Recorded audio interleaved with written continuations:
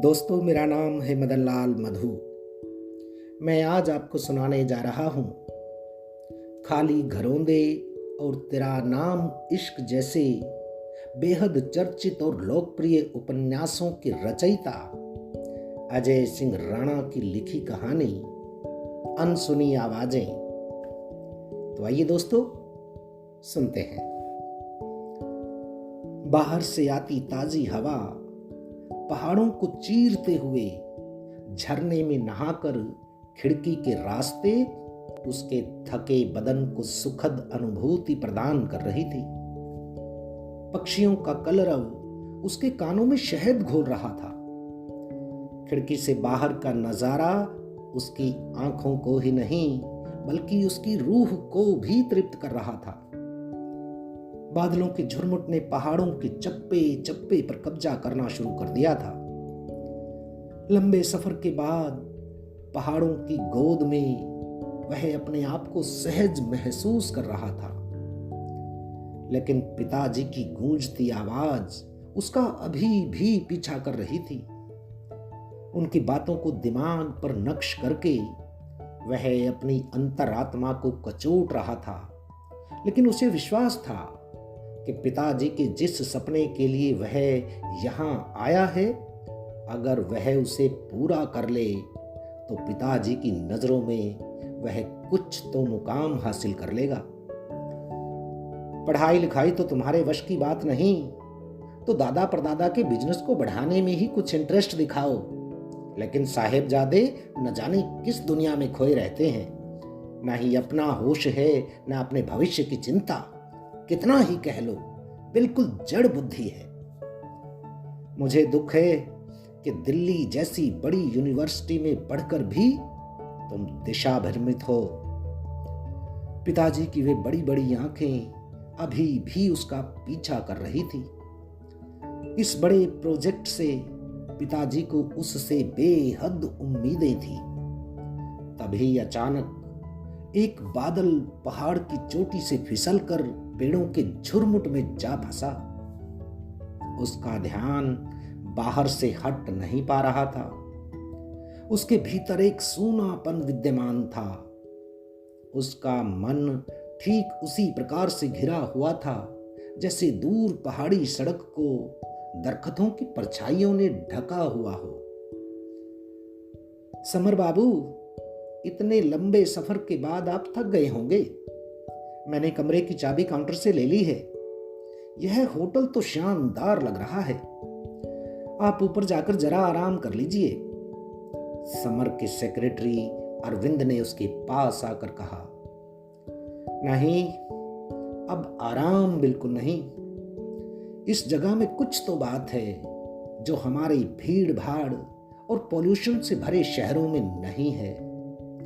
अभी बहुत काम करने हैं अरविंद जी। समर की नजर अभी भी बाहर के सुंदर दृश्य की कैद में थी। उसकी थकावट जैसे छू मंतर हो गई थी। सर, सारी उम्र पड़ी है काम करने को। वैसे अभी उम्र ही क्या है आपकी? सेक्रेटरी ने मुस्कुराते हुए कहा। ये तो आप पिताजी से पूछो, जिन्होंने बड़े ही विश्वास से मुझे यहां भेजा है। यह प्रोजेक्ट अब केवल पिताजी का सपना नहीं है बल्कि मेरा भी है। इन पहाड़ों में जिस कंस्ट्रक्शन प्रोजेक्ट के लिए हम इतनी दूर से आए हैं, पहले उसे पूरा करना है। लेकिन मुझे समय चाहिए इस जगह को समझने के लिए, क्योंकि यह मेरा पहला अनुभव है। समर ने गंभीरता से कहा। आप जरूर पूरा करोगे समर बाबू। सेक्रेटरी ने समर के मनोभावों को समझते हुए विश्वास दिलाया।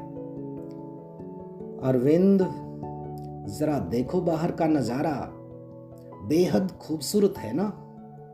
दिल्ली जैसे शहर में ये सब कहां? समर के चेहरे पर सुखद एहसास की परछाइयां स्पष्ट दिखाई दे रही थी।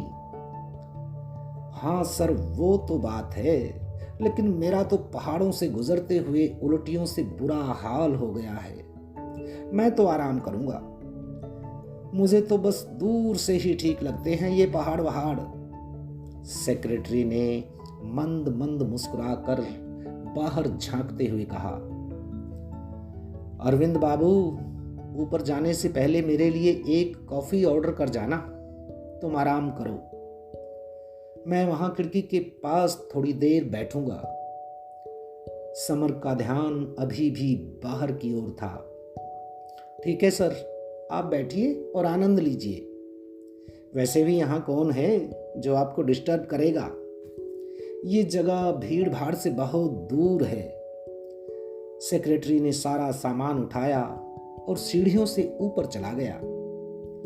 समर वहां फैले शांत वातावरण में सुकून को तलाश रहा था।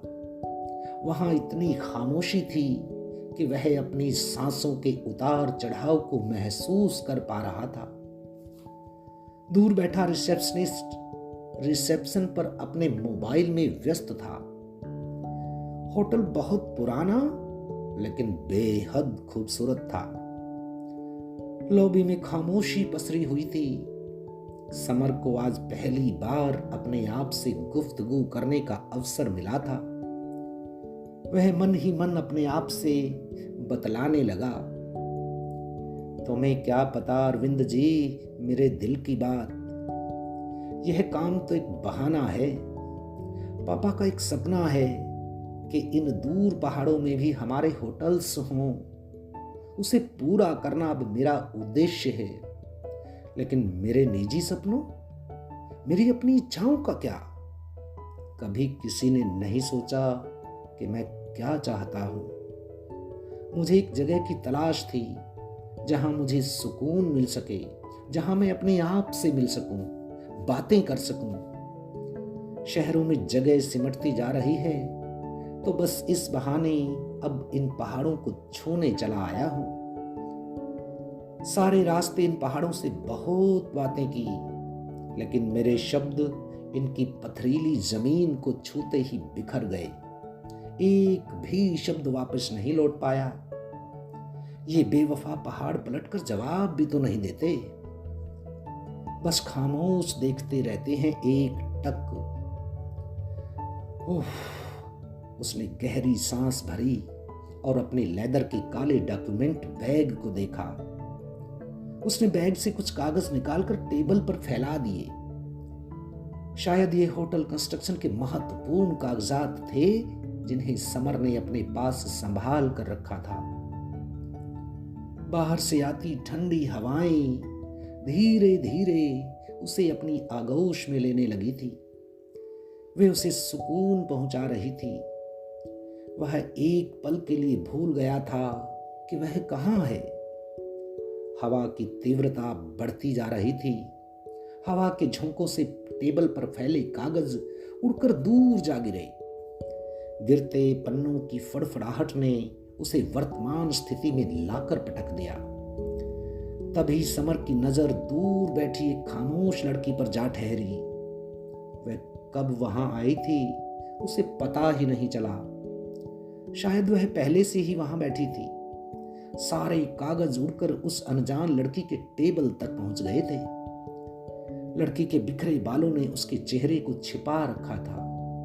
बहती हवा से उसके बाल हवा में ऐसे लहरा रहे थे जैसे दूर पहाड़ों को आलिंगन करते काले बादल हों। वह हवा में फैली खामोशी को समझने की कोशिश कर रही थी। तभी उस खूबसूरत और खामोश लड़की का ध्यान जमीन पर गिरे हुए पन्नों पर गया। वह नीचे झुकी और उन्हें समेटने लगी। हवा का बहाव इतना तेज था कि पन्ने छिटक छिटक कर इधर उधर बिखरे जा रहे थे। समर अपनी सीट से उठकर उसकी ओर चल पड़ा। उस लड़की का सम्मोहन उसे खींच रहा था। उसकी खूबसूरती बाहर फैली खूबसूरती की तरह पवित्र और मनमोहक थी। उसकी झुकी निगाहें एक मासूम खरगोश की तरह थी, जैसे उसे किसी चीज की तलाश हो। उसकी तलाशती नजरें उन पन्नों पर लिखे शब्दों में अटक चुकी थी। ये डॉक्यूमेंट मेरे हैं, थैंक्स, समर ने मंद आवाज में कहा। वह उसके बिल्कुल नजदीक खड़ा था। उस लड़की की नजरें अभी भी एक कागज पर लिखे कुछ शब्दों में फंसी हुई थी। समर के शब्दों को शायद उसने अनसुना कर दिया था। एक्सक्यूज मी मैडम, ये कागजात मेरे हैं। समर ने अपने शब्दों को दोहराया। ओह, आई एम सॉरी, मैंने सुना नहीं, उसने सभी पन्नों को लौटाते हुए कहा। उस लड़की का चेहरा बेहद शांत था और कपड़े बिल्कुल साध्वी जैसे साधारण, लेकिन भाषा से वह पढ़ी लिखी लग रही थी। क्या मैं आपके पास बैठ सकता हूं? कहते हुए समर उसके पास वाली कुर्सी पर बैठ गया। उसने उस लड़की के जवाब का भी इंतजार नहीं किया। उस लड़की ने एक पल के लिए उसे देखा और फिर बाहर फैले बादल में लिपटे पहाड़ों की ओर। क्या मैं कुछ पूछ सकता हूं आपसे मैडम? अगर आप बुरा न मानो तो, समर ने साहस जुटाते हुए फिर से कहा। उस लड़की ने समर की ओर देखा। लड़की के चेहरे पर मुस्कुराहट थी। उसने कुछ न कहकर भी अपनी स्वीकृति दे दी। शायद आप यहीं की रहने वाली हो, मेरा मतलब पहाड़ी हो।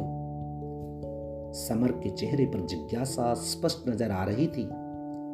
उसने उसके गोरे चिट्टे रंग से अंदाजा लगा लिया था। उस लड़की ने उसे बड़ी ही गहरी नजरों से देखा और कुछ पल की खामोशी के बाद धीरे से कहा, नहीं, मैं पहाड़ी नहीं हूं। समर का अंदाजा गलत निकला। फिर टूरिस्ट होंगे आप? समर ने फिर सवाल किया। उस लड़की के चेहरे पर ना मिटने वाली दैवीय मुस्कान थी, लेकिन उसने जवाब नहीं दिया। समर भी उसकी मुस्कुराहट देख मंद मंद मुस्कुरा दिया। आपने यह साध्वी जैसी ड्रेस क्यों पहनी है? कोई फैशन शो में पार्टिसिपेशन है क्या? समर के सवाल जवाब के इंतजार में थे, लेकिन वह फिर से मुस्कुराई। समर उसके सम्मोहन में गिरफ्त हो चुका था। उसकी रहस्यमयी मुस्कुराहट उसे बांधती जा रही थी। कुछ तो कहिए आप। समर की नजरें अब उस लड़की की नजरों में समा गई थी। वह उसकी आंखों की गहराई में उतरना चाह रहा था। उस लड़की ने बड़ी बड़ी आंखों से समर को देखा और कहा, नहीं, यह कोई फैशन ड्रेस नहीं है, ये तो मेरा पहनावा है। मेरे लिए यह जगह नई नहीं है, लेकिन लग रहा है कि आप जरूर नए हो इस जगह के लिए।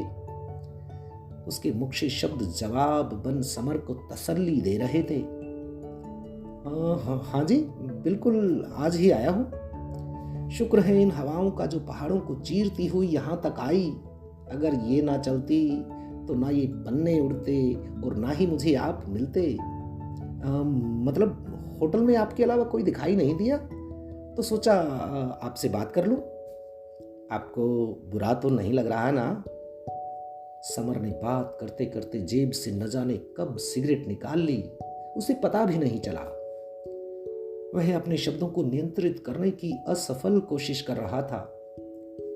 नहीं, मुझे बुरा नहीं लगा, लेकिन ये सिगरेट। उस लड़की की नजरों ने उसे उसी पल एहसास दिलाया कि उसके हाथ में पड़ी सिगरेट उसे नापसंद है।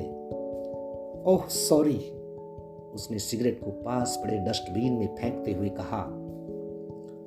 आप क्या काम आए हो यहाँ? वह बाहर से आ रही ठंडी हवाओं को अपने में समाहित करने की कोशिश कर रही थी। बचपन से इन पहाड़ों से बेहद लगाव था। प्रत्यक्ष रूप से देखा नहीं था कभी, तो चला आया इनकी आगोश में एक घर बनाने। कुछ बुरी आदतें हैं, शायद यहाँ आकर छूट जाएं। वह बातें बनाकर उसे प्रभावित करने की कोशिश में था। पहाड़ों से अगर इतना प्रेम है तो क्यों आए इन्हें नुकसान पहुंचाने? उस लड़की का सवाल सीधा और स्पष्ट था। मतलब? समर हैरान था। इस सवाल का जवाब आपके पास बिखरा पड़ा है। उसने समर के पास पड़े बैग के नीचे डॉक्यूमेंट की ओर इशारा किया।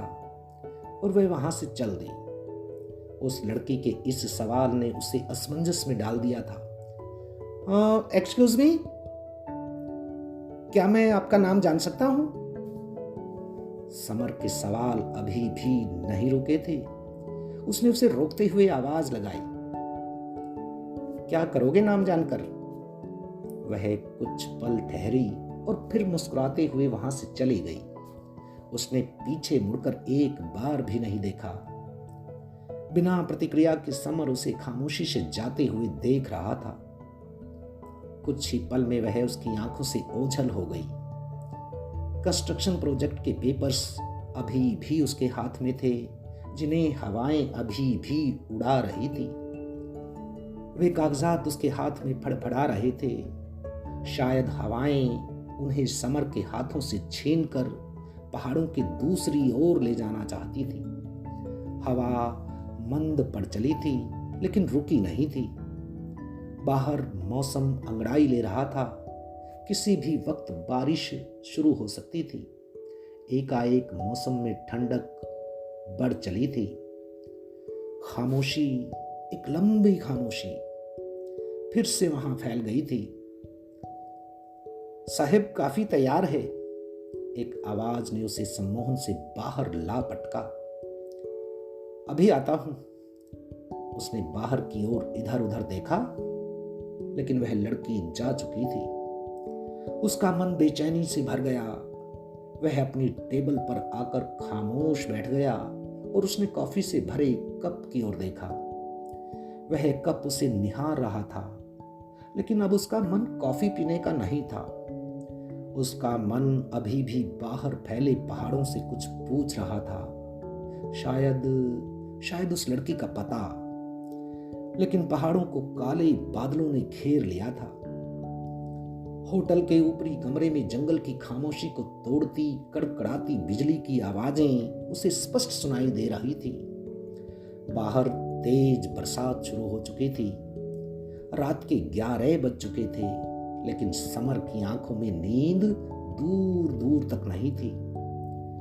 बाहर गिरते पानी का स्वर रात के माहौल को संगीतमय बना रहा था। गिरती बूंदें जमीन से टकराकर गीत का रूप ले चुकी थी। बूंदों का शब्द और शब्दों का संगीतमय हो जाना वातावरण में मिठास घोल रहा था। सेक्रेटरी अरविंद गहरी नींद में जा चुका था। खिड़की से आती तीव्र ठंडी लहर घुप अंधेरी रात को चीरती हुई उसकी रीढ़ की हड्डी में थरथराहट पैदा कर रही थी। समर बिस्तर से उठा और खटखटाती खिड़की को धीरे से बंद किया। उसकी खटखटाहट प्रकृति के सुंदर गीत में बाधा बन रही थी।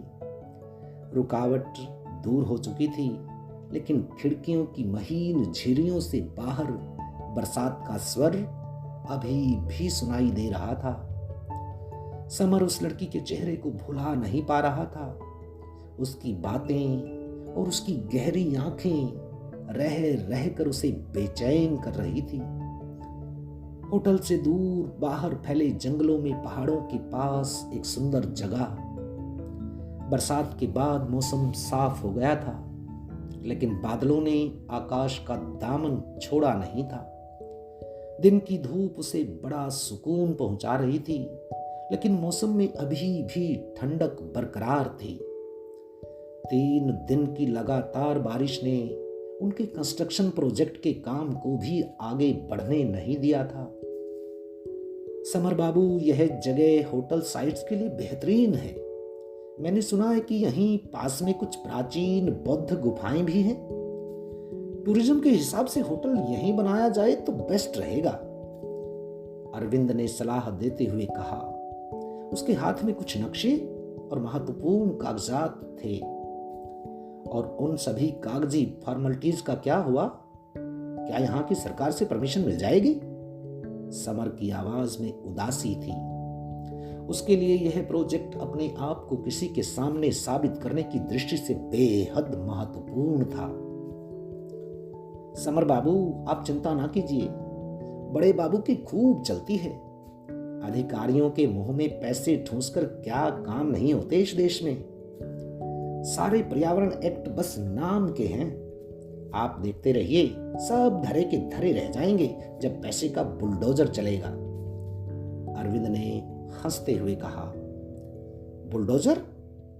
वह मन ही मन कसमसाया। ठंडी हवा का एक झोंका उसे छू कर गुजर गया, जैसे उसे यह सब न करने की प्रार्थना कर गया हो। ठीक है अरविंद जी, जब सब कुछ सेटल हो गया है तो काम जल्दी शुरू कर लेंगे। शाम को होटल में मिलते हैं, मैं थोड़ा जगह देख लूं। समर ने सिगरेट निकाली और उसे सुलगाते हुए आगे बढ़ गया। वहीं पास में एक नदी बह रही थी। वह उसके बहते पानी को देख उसके नजदीक आ गया। किनारे पर पानी का बहाव कम था। बीच में पानी बड़े ही इत्मीनान से बह रहा था। धूप में पानी आईने के समान प्रतीत हो रहा था। उसने झुकते हुए अपने अक्स को नदी के साफ पानी में देखा। उसे अपना मुख उसमें साफ साफ दिखाई पड़ रहा था। वह आश्चर्यचकित प्रकृति के जादू के सामने घुटने टेके अपने अस्तित्व को निहारने लगा। उसकी यह यात्रा केवल प्रोजेक्ट भर के लिए नहीं थी, बल्कि एक असीम शांति के लिए थी, जिसकी शायद उसे बहुत वर्षों से तलाश थी। वह उन पहाड़ों में अपने हिस्से का सूरज खोजने लगा। उसे नहीं पता था कि उसे क्या चाहिए, लेकिन वह अपने हिस्से का सच खोजना चाहता था। सामाजिक स्वप्नों को पूरा करने की एवज में क्या हमें अपने अंदरूनी सुख की अनदेखी करनी चाहिए? वह असमंजस में था। जिस प्रकृति ने इंसान को बनाया था, वही इंसान उसे नष्ट करने पर तुला था, वह भी कुछ चंद रुपयों के लिए। वह साइट से कुछ दूर चला आया था। वह घने जंगलों में फैली आवाज को सुनने का प्रयास कर रहा था, जैसे वे उससे कुछ बतियाना चाहती हों, लेकिन आवाज में अनेक आवाजें समाहित थीं। उनके अर्थ उसके लिए रहस्यमयी थे। क्या हुआ आपके कंस्ट्रक्शन प्रोजेक्ट का? तभी एक आवाज ने उसे प्रकृति में फैली आवाजों के भंवर से बाहर खींच लिया। वह छटपटा सा गया, जैसे किसी सुंदर स्वप्न के टूटने के बाद पीड़ा के बादल चेहरे पर आ जाते हैं। अरे आप यहां?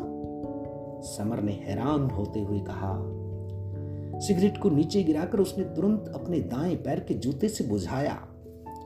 वह अनजान लड़की फिर एक बार उसके सामने थी। एक स्वप्न से निकलकर वह दूसरे स्वप्न में प्रवेश कर चुका था। उसे पास पाकर एक आत्म संतुष्टि का भाव उसके चेहरे पर उतर आया था। यह तो मेरा घर है। ये जंगल, ये नदियां, ये पहाड़, ये विचरने वाले पशु पक्षी, मुझे प्यार है इन सब से। उसकी मुस्कान आज भी सम्मोहन फैला रही थी। अच्छा, मुझसे नहीं? मतलब मुझ जैसे इंसानों से नहीं? उसने लड़खड़ाती जुबान से पूछा। नहीं, सबसे। मुझे प्रकृति की बनाई हर चीज से प्यार है। उसने नदी के पानी को छूते हुए कहा। बहुत ही अच्छा।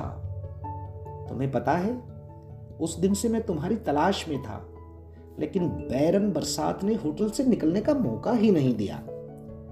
आज कई दिनों के बाद निकला हूं। बहुत सुकून है इस जगह पर। सच, आप कितनी खुश नसीब हो जो यहां रहती हो। अरे हाँ, आपने उस दिन अपना नाम भी नहीं बताया था। समर के चेहरे पर खुशी साफ देखी जा सकती थी। वह भूल चुका था कि वह किस उद्देश्य से यहां आया था। क्या करोगे नाम जानकर? बिना नाम के रिश्ते ज्यादा खूबसूरत होते हैं, उस लड़की ने गंभीरता से कहा। पानी में बहते पत्तों को वह एक टक देखे जा रही थी। बात तो सही कही है आपने, लेकिन ऐसे रिश्तों को तो एक ही नाम से पुकारा जा सकता है, वह है दोस्ती। क्या हम दोस्त हो सकते हैं? समर ने अपना फिलोसफिकल तीर दे मारा। वह पहले की तरह मंद मंद मुस्कुरा रही थी। आपने मेरे पहले सवाल का जवाब नहीं दिया, लड़की ने समर को याद दिलाया। और आपने मेरे आखिरी सवाल का, वह भी मुस्कुराते हुए बोला। कोई बात नहीं, मैं पहले आपके सवाल का जवाब देता हूं। वैसे क्या सवाल था आपका? समर ने कान पकड़ते हुए आग्रह किया। क्या हुआ आपके उस कंस्ट्रक्शन प्रोजेक्ट का? उस लड़की ने सवाल दोहराया और समर को याद दिलाया। हाँ, कागजी फॉर्मेलिटीज चल रही हैं, सब परमिशन जल्दी मिल जाएंगी, बस जल्दी ही काम भी शुरू हो जाएगा। क्यों कर रहे हो ये सब? वे दोनों नदी के किनारे हरी घास पर बैठ गए। घास पर बरसात की बूंदें अभी भी विद्यमान थी। बस पापा का बिजनेस प्लान है और इच्छा भी। माँ बाप की इच्छाओं को पूरा कर रहा हूं मैडम। आपको पता है, ये इच्छाएं ही तो हमारे दुखों का कारण हैं। सारी जिंदगी इन्हीं के बोझ तले दबकर चंद रिश्तों के लिए इंसान सही गलत करता रहता है। उसके शब्द समर के कानों से टकराकर समर के मन को उद्वेलित करने लगे। ये साध्वी वाले कपड़े पहनकर आप ठीक वैसी ही बातें करने लगी हो जैसे साधु संत करते हैं, समर ने गंभीरता को तोड़ते हुए कहा। वह समझकर भी अनजान बनने का नाटक कर रहा था। इन पहाड़ों को काटकर हम इंसानों को क्या मिलेगा? सिर्फ पैसा। हम अपनी धरती मां को कितना नुकसान पहुंचा रहे हैं, आपको अंदाजा भी है? उसके सवाल उसे कचोटने लगे थे। समर के चेहरे की मुस्कान मंद पड़ने लगी थी। हम इंसानी रिश्तों से तो प्यार करते हैं, लेकिन जिस प्रकृति की पनाह में हम जी रहे हैं उसे हर पल नुकसान पहुंचा रहे हैं। अगर हम इन्हें भी उतना ही प्रेम करें तो क्या यह प्रेम नहीं कहलाएगा? लड़की के सवाल जंगल की आवाज में मिलकर गूंजने लगे थे। वह उनकी वकालत करने लगे थे। क्या है यह प्रेम? समर असमंजस में था। उसकी मुस्कुराहट जा चुकी थी। इंसानी रिश्तों और इच्छाओं से परे भी एक दुनिया है जहां एक सुकून है। ये नेचर ही रियल गॉड है। हमें पहले अपने मन के पहाड़ को तोड़ना चाहिए जिसमें सिर्फ स्वार्थ है। स्वार्थ प्रेम नहीं है, लेकिन इस स्वार्थ को हम प्रेम मान बैठे हैं। प्रेम के सही मायने समझिए, जिंदगी समझ आ जाएगी। उस लड़की के शब्दों की गूंज बढ़ती जा रही थी। समर को जंगल में उठी उन आवाजों के अर्थ समझ आने लगे थे। बहुत सी ध्वनियों का भंवर उसके अंतर मन में पैदा हो चुका था, लेकिन वह उस भंवर से निकलने का प्रयास कर रहा था। अब आपके आखिरी सवाल का जवाब, मेरा नाम जानना चाहोगे? लड़की ने समर की आंखों में आंखें डालते हुए कहा। लेकिन अब समर चुप था। अवनी नाम है मेरा। अब इन जंगल, पहाड़ों, नदियों, पशु पक्षियों को मेरा जीवन समर्पित है, ताकि इनके लिए कुछ कर सकूं, इस वसुंधरा को बचा सकूं। क्या मेरे इस काम में आप कुछ मदद करोगे? चलना चाहोगे मेरे साथ? अवनी जैसे श्वास की रस्सी से शब्दों को उतारते हुए बोली। उसका यह प्रश्न समर के लिए एक बड़ा सवाल था। चारों ओर खामोशी, सिर्फ खामोशी, लेकिन जंगल के शब्द चारों ओर फैल चुके थे। पहाड़ों की चोटी से उतरकर बादल उसके कदमों को छू रहे थे। उसे समझ आ गया था कि पहाड़ों के मध्य बहती नदी एक एहसास से भरी इन जंगलों को दिन रात सींचती है। जंगल की आवाजें अब पहाड़ों की तलहटी से लेकर शिखर तक फैल चुकी थी। वह फिर से जा चुकी थी, लेकिन समर को वह सवालों के मझधार में छोड़ गई जहां से उसे खुद निकलना था। अब ये सवाल उसके जहन में एक जख्म की तरह टीस पहुंचा रहे थे। नदी के पानी का स्वर अभी भी सुरमय था।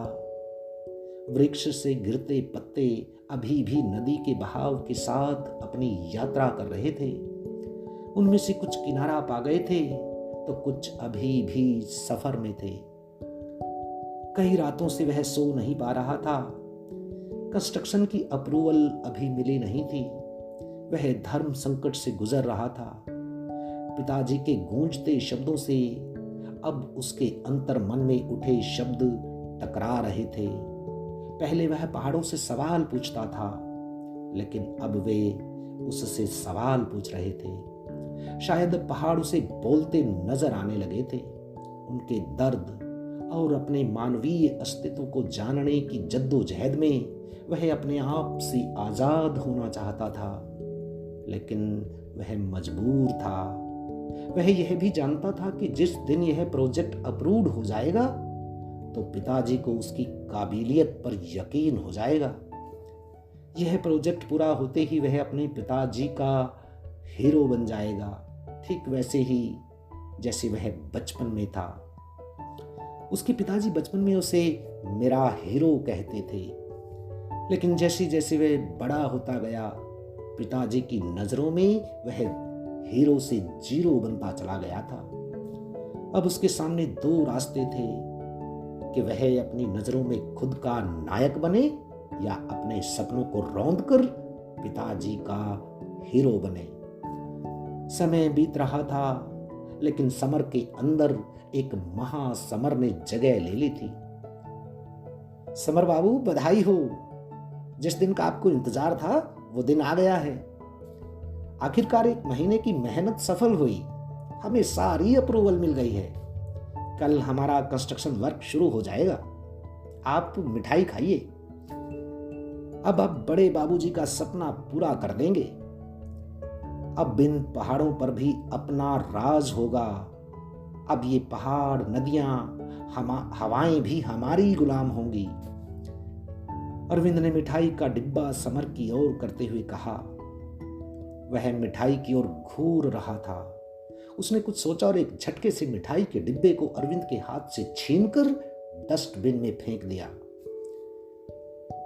अरविंद, तुम जाओ यहां से, दिल्ली जाओ, अभी इसी वक्त। क्या हुआ सर? अब इन पहाड़ों, नदियों, हवाओं और मेरे आजाद होने का भी समय आ गया है। मुझे इनके साथ अकेला छोड़ दो प्लीज। अरविंद को कुछ समझ नहीं आया। वह डरी सहमी नजरों से समर को देख रहा था। वह कुछ कहने की कोशिश करने लगा, लेकिन समर चिल्लाया, तुम चले जाओ अरविंद। अरविंद जा चुका था। खामोशी, गहरी खामोशी। लेकिन समर के अंदर उठे तूफान का क्या? दूर पहाड़ों की तलहटी में अब समर अवनी के साथ कदम से कदम मिलाकर एक ऐसी राह पर निकल चुका था जो उसने खुद चुनी थी। अब समर की वेशभूषा भी उस लड़की की तरह हो चुकी थी। अब वह स्वयं के निर्माण कार्य में लग गया था।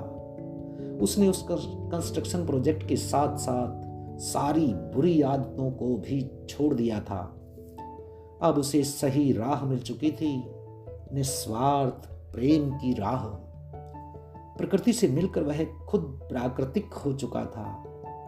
हवाएं मंद मंद बह रही थी। नदी का बहाव बिना किसी रुकावट के स्वयं बनाए मार्ग पर बह चला था। पहाड़ों को चूमते बादल बेधड़क उनके शिखरों को छूकर प्रेम के वशीभूत होकर जमीन को तृप्त करने चल पड़े थे। नकारात्मा के गहरे अवसाद से निकलकर वह सकारात्मा के क्षितिज की ओर बढ़ चला था। झुके हुए पहाड़ों की छाया पर गिरते बूढ़े पत्तों से बेशक पगडंडियां ओझल हो गई थी, लेकिन वे दोनों सभी अवरोधों को नकारते हुए पर्वत के उस शिखर को पा लेना चाहते थे जहां से संपूर्ण धरा दिखाई दे।